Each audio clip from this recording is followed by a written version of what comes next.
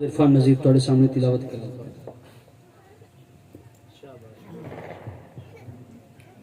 میں آپ حضرات کے سامنے جس سورت کی تلاوت کر رہا ہوں اس کا نام ہے کاف۔ کاف کا معنی غور۔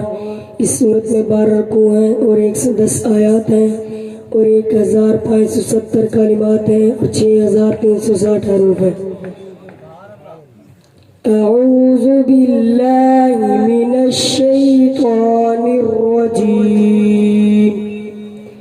بسم اللہ الرحمن الرحیم، الحمد للہ الذی انزل علی عبده الكتاب ولم يجعل له عوجا۔ تمام تعریفیں اللہ تعالیٰ کے لیے ہیں جس نے اپنے بندے محمد پر یہ کتاب یعنی قرآن نازل کی اور اس میں کوئی عیب نہ رکھا۔ All praise is due to Allah who has revealed this book to his servant Muhammad, peace be upon him, and found no fault in it. قيما لينذر بأسا شديدا من لدنه ويبشر المؤمنين الذين يعملون الصالحات أن لهم أجرا حسنا، تاکہ لوگوں کو اللہ تعالیٰ کی طرف سے آنے والے عذاب سے ڈرائے اور ان مومنوں کو خوشخبری سنائے جو نیک کام کرتے ہیں کہ ان کے نیک کاموں کا بدلہ یعنی جنت ہے۔ That he may warn men of a grievous penalty from Allah and give glad tidings to the believers who do righteous deeds for them as paradise ماکثین فیہ ابدا، جس میں وہ ہمیشہ رہیں گے، in which they will abide forever۔ وَيُنذِرَ الَّذِينَ قَالُوا اتَّخَذَ اللَّهُ وَلَدًا، اور ان لوگوں کو ڈرائے جنہوں نے کہا کہ اللہ تعالیٰ نے اپنے لیے بیٹا بنا لیا۔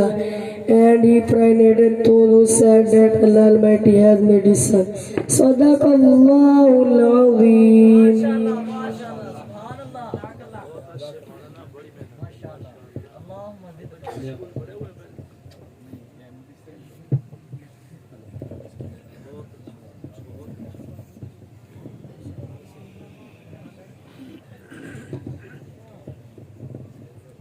سب سے پہلے میں اپنے تمام آنے والے مہمانوں کا شکریہ ادا کرتا ہوں، بالخصوص سید اسماعیل شاہ کاظمی صاحب کا شکریہ ادا کرتا ہوں کہ وہ ہماری ادنا سی دعوت پر انہوں نے شفقت فرمائی اور تشریف لائے۔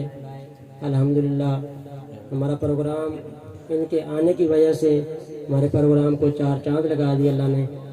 ہماری ہر دفعہ انشاءاللہ کوشش ہے کہ ایک سید صاحبزادہ، ایک سادات میں سے ایک بزرگ ضرور ہمارے پروگرام میں تشریف آوری ہو ان کی۔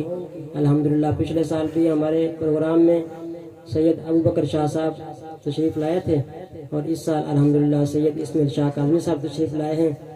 تو ان سادات کے دستے شفقت کے اندر انشاءاللہ اللہ رب العزت اس مدرسے کے اندر، مسجد کے اندر، اس پروگرام کے اندر بھرپور برکتیں عطا فرمائے گا۔ اب میں 1-1.5 سال پہلے ہم جب یہاں پہ آئے تھے تو ہم نے ایک بچہ وہاں سے پکڑ کے اس کو بٹھایا تھا پڑھنے کے لیے، تو الحمدللہ آج 70 کے قریب بچے اور بچیاں ہمارے پاس زیر تعلیم ہیں، اور آج الحمدللہ 4 بچیاں اور 8 بچوں کا دستار بندی کا عمل ہوگا۔ اس سے پہلے ٹوٹل تقریباً 25 بچے ہمارے پاس قرآن پاک مکمل کر چکے ہیں، تو 25 بچے الحمدللہ آگے حفظ شروع کر چکے ہیں، بچیاں بھی اور بچے بھی الحمدللہ مکمل حفظ کی کلاس بھرپور طریقے سے جاری اور ساری ہے۔ اللہ تعالیٰ ان بزرگوں کا سایہ ہمارے سروں پہ قائم اور دائم رکھے۔ میں بچوں کو بلاؤں گا حضرت کے دست شفقت سے اور شاہ صاحب کے دست شفقت سے وہ بچے دستار حاصل کریں گے۔ سب سے پہلے محمد عثمان والفوج نواز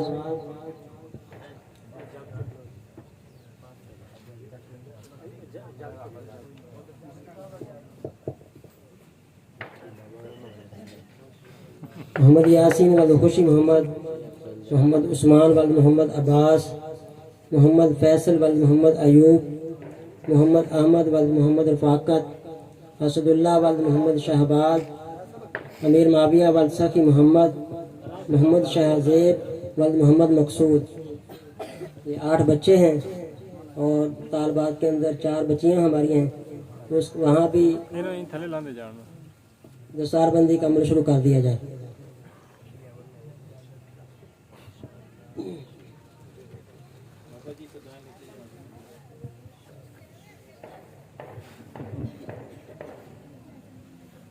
نہیں لیندے تو وہ جا کے بچو ہو کے تھلے لگتا تو والدے وغیرہ تو سامنے اتارو نا تھلے۔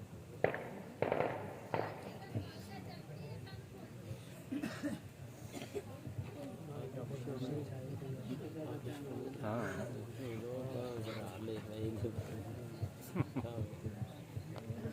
کوئی بچے پا رہے کوئی سادن پا رہے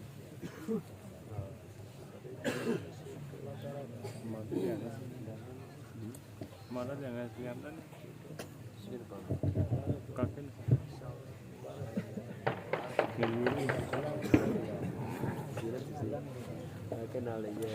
فوٹو جی نہیں نام ماشاءاللہ بڑی خوشی ہوئی ہے، چھوٹے چھوٹے بچوں مبارک دیو یار، مبارک بھائی، ماشاءاللہ مبارک۔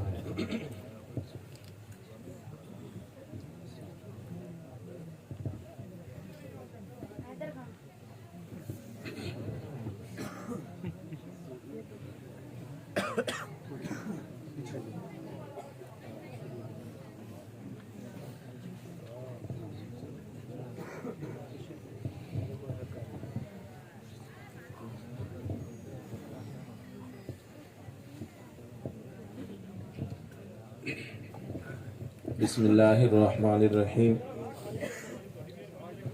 نحمدہ ونصلی علی رسولہ الکریم، اما بعد فاعوذ باللہ من الشیطان الرجیم، بسم اللہ الرحمن الرحیم، انا نحن نزلنا الذکر وانا لہ لحافظون، صدق اللہ العظیم۔ سب سے پہلے بھی میں اپنے معزز مہمان حضرت مولانا سید اسماعیل شاہ صاحب کاظمی دامت برکاتہ العالیہ جو لاہور سے سفر فرما کر بھی ہمارے پاس تشریف لائے، اللہ تعالی حضرت کا آنا قبول فرمائے، اللہ تعالی ان کا آنا حضرت کا سنانا اور ہمارا سننا اللہ تعالی قبول و منظور فرمائے بھی۔ باقی بھائی یہ گاؤں والے، یہ بستی والے خوش نصیب لوگ ہیں کہ جن کے بچے الحمدللہ قرآن پاک کی تعلیم حاصل کر رہے ہیں۔ پہلے بھی میں نے 1-2 مرتبہ یہ بات آپ حضرات کے سامنے رکھی تھی، کچھ نئے دوست بھائی احباب آئے ہیں، ہو سکتا ہے کسی کو بھائی یہ بات سمجھ میں آ جائے، میں اپنی بات کو دوبارہ دہراتا ہوں کہ یہ جو ہمارا قرآن پاک سے ایک محبت ہے، ایک تعلق ہے، یہ کتنا ہمیں فائدہ دیتا ہے اور کس وقت یہ ہمارے کام آتا ہے۔ فضائل اور باقی چیزیں ہم بارہا علماء اکرام سے سنتے رہتے ہیں کہ ہمارے بھائی ایک نوجوان تھے لڑکے، وہ باہر چلے گئے، باہر کے ملک کے اندر جیسے یورپ کنٹری ہے، تو وہاں جا کے جو ہے انہوں نے ملازمت شروع کر لی، اور باہر کے جو ممالک ہیں اس میں پردے وغیرہ کا اور اس میں خاندانی رسم و رواج کا کوئی تصور ہی نہیں ہوتا، نہ اسلام کا نہ دوسرے مذاہب کا۔ تو ہمارا پاکستانی لڑکا جو ہے وہ باہر کے ملک میں گیا یورپ کے اندر، تو وہاں جو ہے جس دفتر میں کام کرتا تھا اس دفتر میں ایک عیسائی لڑکی سے اس کا ناجائز تعلق قائم ہو گیا۔ اب اس کے عشق میں آ گیا اور اس نے کہا کہ میں نے تیرے ساتھ شادی کرنی ہے۔ وہ لڑکی کہنے لگی اگر آپ مجھ سے شادی کرنا چاہتے ہیں تو میرے ماں باپ سے آپ بات کر لیں، اگر وہ راضی ہو جائیں تو میں شادی کرنے کے لیے تیار ہوں۔ تو وہ لڑکا جو ہے اس کے ماں باپ سے ملنے گیا اور کہا کہ جی میں آپ کی بیٹی سے شادی کرنا چاہتا ہوں۔ تو انہوں نے کہا ہماری چند شرطیں ہیں، اگر یہ شرطیں تجھے منظور ہیں تو پھر ہم اپنی بیٹی کا نکاح تیرے ساتھ کر دیں گے۔ اس نے کہا جی بتاؤ کیا شرطیں ہیں۔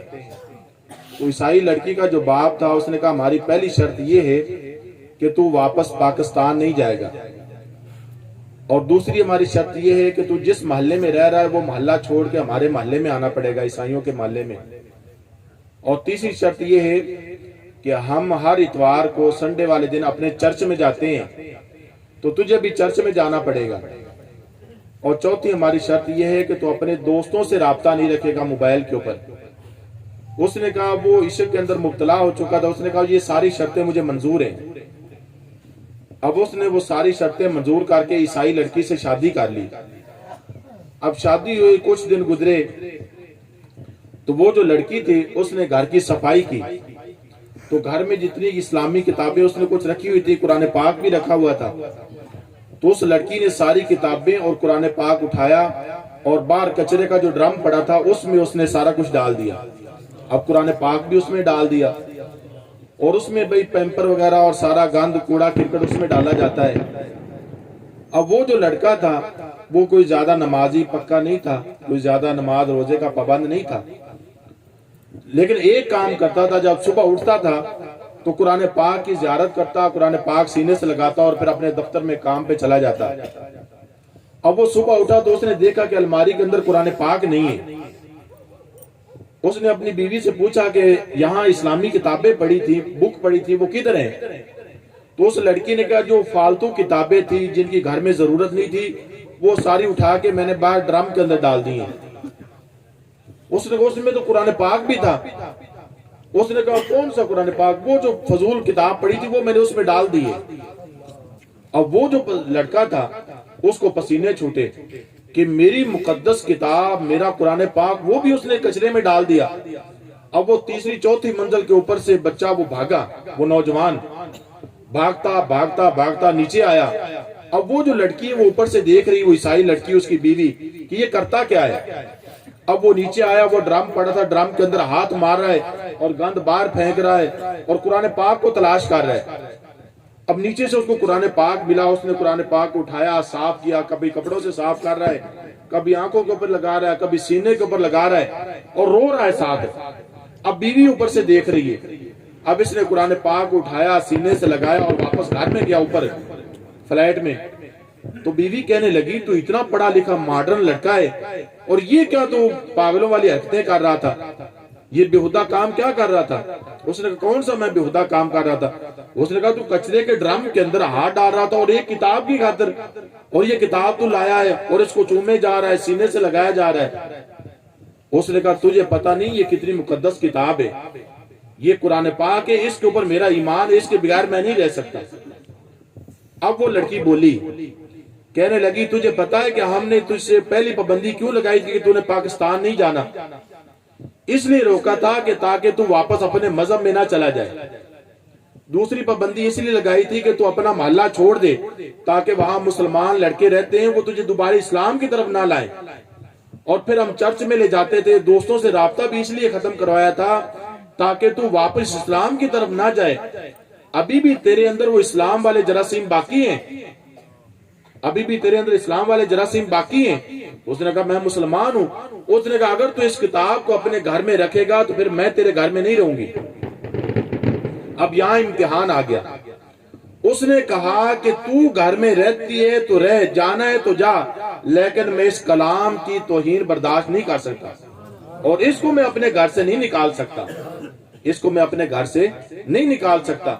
اب بھئی یہ جو ہماری پنیری ہے، یہ جو ہمارے بچے ہیں، ان کو ہم قرآن پاک کی تعلیم دے دیں گے تو انشاءاللہ ایک وقت یہ جو تعلیم ہے یہ ہمیں کسی نہ کسی منزل تک پہنچا دے گی، ان کے دل میں محبت ہوگی قرآن پاک کی۔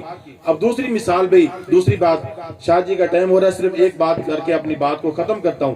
یہ بھی تازہ واقعہ ہے۔ حضرت مولانا مفتی تقی عثمانی صاحب دامت برکاتہم العالیہ، انہوں نے لکھا ہے کہ ہمارے اس کراچی شہر کا ایک لڑکا تھا عبداللطیف، وہ جاپان چلا گیا۔ اب جاپان چلا گیا، باہر کے جو ممالک ہیں بھئی وہاں حسن ہے، تو وہاں جو یہ جو عبداللطیف لڑکا تھا یہ کوئی نمازی نہیں تھا، زیادہ قرآن پاک کا کوئی پڑھا لکھا نہیں تھا، بس صرف مسلمان کہلاتا تھا۔ جاپان گیا تو وہاں اس کا بھی ایک عیسائی لڑکی کے ساتھ تعلق ہو گیا، اس کے ساتھ اس نے شادی کر لی۔ اب شادی کر لی، بچے ہو گئے۔ اب جب بچے ہوئے، جیسے ہمارے بچے، ہم اپنے بچے کو صبح مسجد میں قرآن پاک پڑھنے کے لیے بھیجتے ہیں، تو جب بچے بولنے کے قابل ہوئے تو وہ جو ماں تھی عیسائی، اس نے بچوں کو عیسائی بنانا شروع کر دیا۔ اب اس کو یہ بات ناگوار گزری کہ میں مسلمان ہوں، بے شک میں نمازی نہیں ہوں، میں روزے نہیں رکھتا، میں دین کا پابند نہیں ہوں، لیکن میں مسلمان تو ہوں، یہ میرے بچوں کو عیسائی بنا رہی ہے۔ اب اندر وہ ضمیر جاگا، تو اس نے کہا کہ بھائی یہ میرے بچے ہیں، ان کو تو عیسائی نہیں بنا سکتی۔ اس نے کہا تیرے بچے ہیں تو پیدا تو میں نے کیے ہیں، میرے بھی تو بچے ہیں، لہٰذا میں تو ان کو عیسائی بناؤں گی۔ اب اس نے کہا بھی تو عیسائی بنائے گی، میں مسلمان بناؤں گا۔ اب میاں بیوی کی بحث شروع ہوگی۔ اس نے کہا تو سچا ہے یا میں سچی ہوں، آپ میرے ساتھ مناظرہ کر۔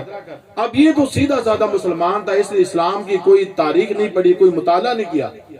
اب وہ جو لڑکی تھی وہ پورے اپنے عیسائی مذہب کے اوپر عبور رکھتی تھی، پورا تعلیم، اس کو سارا فلسفہ پتا تھا۔ اب جب میاں بیوی بحث کرتے تو وہ لڑکی جیت جاتی، یہ مسلمان ہار جاتا۔ اب بڑا پریشان کیا کروں کہ میرے تو بچے عیسائی، میری تو نسل ختم ہو جائے گی، اسلام میرے گھر سے ہی نکل جائے گا۔ جب مناظرہ کرتا، جب بحث کرتا تو ہار جاتا۔ بالآخر اس نے تنگ آ کر حضرت مولانا مفتی تقی عثمانی صاحب کو خط لکھا کہ حضرت میں بہت بڑا پریشان ہوں، دنیا میں اتنا کوئی انسان پریشان نہیں جتنا میں پریشان ہوں، میں غلطی ایک کر بیٹھا لیکن اس کا خمیازہ میں اب بھگت رہا ہوں کہ میری تو ساری نسل عیسائی ہو جائے گی، میرے بچے عیسائی ہو جائیں گے، لہذا حضرت میں کیا کروں؟ میرا مسئلہ یہ ہے کہ میرے بچے جو ہیں، بیوی میری عیسائی ہے، وہ بچوں کو عیسائی بنانا چاہتی ہے اور میں مسلمان رکھنا چاہتا ہوں، میں کیا کروں؟ حضرت نے اس کو واپس خط لکھا، فرمایا دو کام کرو، ایک یہ میں نے کتاب لکھی ہے عیسائی مذہب ہے کیا، اور دوسرا اپنی بیوی سے کہو کہ یہ کتاب پڑھے جو میں بھیج رہا ہوں، اور دوسرا اپنی بیوی کو کسی طرح راضی کرو اس بات کے اوپر کہ رات کے کسی حصے میں وہ مصلے کے اوپر بیٹھ جائے۔ عیسائی بھی اللہ کو مانتے ہیں، اور اللہ سے یہ دعا کرے کہ اللہ اگر عیسائی مذہب حق ہے تو مجھے عیسائی مذہب کے اوپر رہنے دے، اور اگر اسلام مذہب سچا ہے تو پھر مجھے اسلام کی طرف پھیر دے۔ اب یہ دعا کرے۔ اب اس نے بڑی مشکل بیوی کی منت سماجت کر کے اس کو دو باتوں کے اوپر آمادہ کیا کہ ایک تو قرآن، یہ جو عیسائی مذہب ہے کہ یہ جو بک ہے، یہ کتاب، اس کو پڑھ لے، اور دوسرا اللہ سے دعا کر۔ اس نے کہا میں یہ بھی کر لیتی ہوں۔ اب اس نے کتاب پوری پڑھی اور رات کو دعا بھی کرتی رہی۔ 10-15 دن کے بعد اس کا خط آیا کہ حضرت ابھی تو کوئی فائدہ نہیں ہوا، وہ ڈٹی ہوئی اپنے عیسائی مذہب کے اوپر، میں کیا کروں؟ تو حضرت نے فرمایا کہ بھائی کام چل پڑا ہے، اس کو پھر دعا کرے، کچھ دن دعا کرے، انشاءاللہ کام بن جائے گا۔ اب وہ لڑکا کہتا ہے تیسرا خط حضرت کو لکھا۔ اس خط میں اس نے لکھا کیا کہ حضرت 2 دن پہلے میں اپنی بیوی کو یونیورسٹی میں لے کے گیا، اس کے پیپر تھے، تو جب میری بیوی پیپر دے کے فارغ ہوئی، ہم واپس آ رہے تھے گھر، تو میری بیوی گاڑی چلا رہی تھی، اس نے سڑک کے کنارے اپنی گاڑی روکی اور اسٹیئرنگ کے اوپر اس نے اپنا سر رکھا اور رونے لگی، خوب روئی، میری بیوی خوب روئی۔ اب میں نے کہا شاید اس کو دل کی تکلیف ہوگی، پتہ نہیں کیا مسئلہ، کیوں رو رہی ہے؟ میں نے اپنی بیوی کو تسلی دی بھی تجھے مسئلہ کیا ہے گا، تو بیمار ہے، تجھے ہاسپٹل لے چلتا ہوں، تو رو کیوں رہی ہے؟ تو اس نے کہا کہ تو ایسے کر، مجھے جو ہے اسلامک سینٹر میں لے چل، یہاں قریب کوئی اسلامک سینٹر ہو، وہاں مجھے لے چل اور مجھے کلمہ پڑھ کے مسلمان بنا لے۔ اب وہ کہتے ہیں میں جلدی گاڑی میں نے چلائی اور میں اسلامک سینٹر میں مولانا صاحب کے پاس لے گیا، میری بیوی نے کلمہ پڑھا، مسلمان ہوگی۔ اب اس لڑکی کا بھی خط مولانا صاحب کو آیا، مفتی تقی عثمانی صاحب کو۔ اس نے کہا مولانا صاحب آپ نے اپنے رب کو اور اسلام مذہب کو دلیلوں سے مانا ہوگا، میں نے رب کو آنکھوں سے دیکھ کے مانا ہے کہ اسلام سچا مذہب ہے۔ اسلام کیا بھئی؟ یہ سچا مذہب ہے، اور یہ قرآن جو ہے یہ سچی کتاب ہے۔ اور میاں بیوی دونوں نے خط لکھا کہ آج رمضان ہے، ہم دونوں میاں بیوی سحری کی تیاری کر رہے ہیں اور ہم روزہ رکھ رہے ہیں۔ اب کیا ہے کہ یہ جو ہمارے بچے بھئی، ان کو ہم جو دین کی طرف، اب تو بھئی کوئی قدر نہیں ہے، لیکن بھئی جب ہمارے اوپر حالات آئیں گے یا ان کے اوپر حالات آئیں گے، پھر اس اسلام کی قدر کا ہمیں پتہ چلے گا۔